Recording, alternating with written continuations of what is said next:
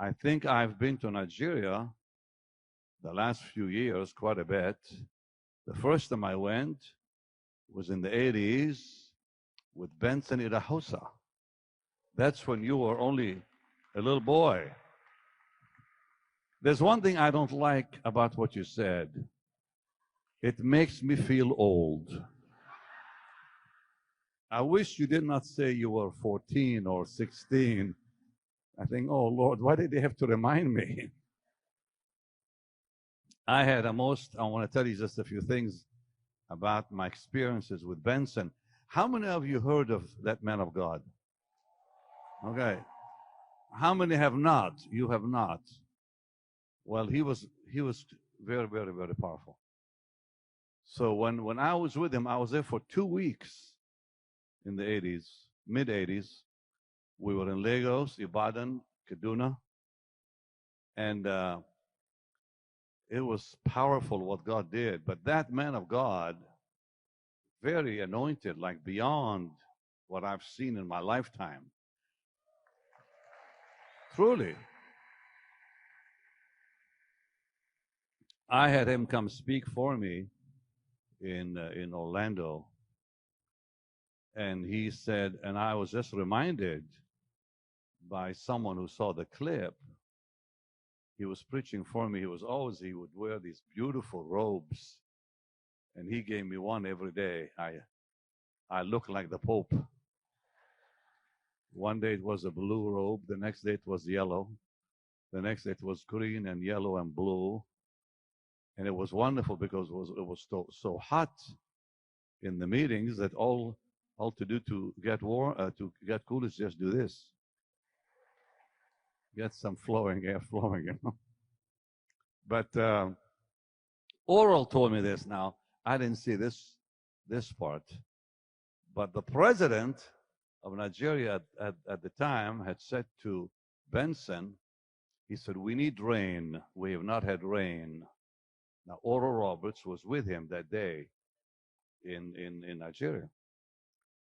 And he said to the president, you will have rain in 2 hours. It had not rained for months. He said, you will have rain in 2 hours. And Oral said it poured in 2 hours. You just don't see that. But that man, I will never forget. He prayed for a young man with asthma. We were sitting at what is called you were with me, a phone center. A phone center is the old things where you put all the plugs in the old-fashioned stuff, so you had to wait a little while before you got a call.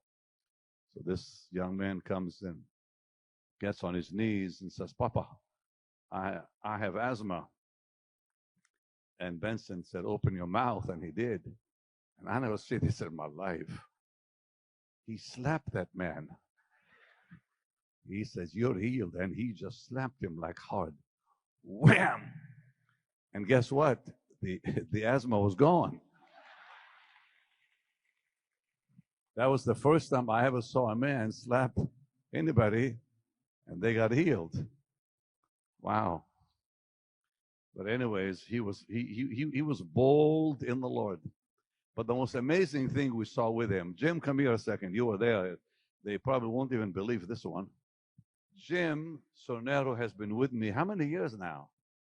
December will be 37 years. He's a saint, this man.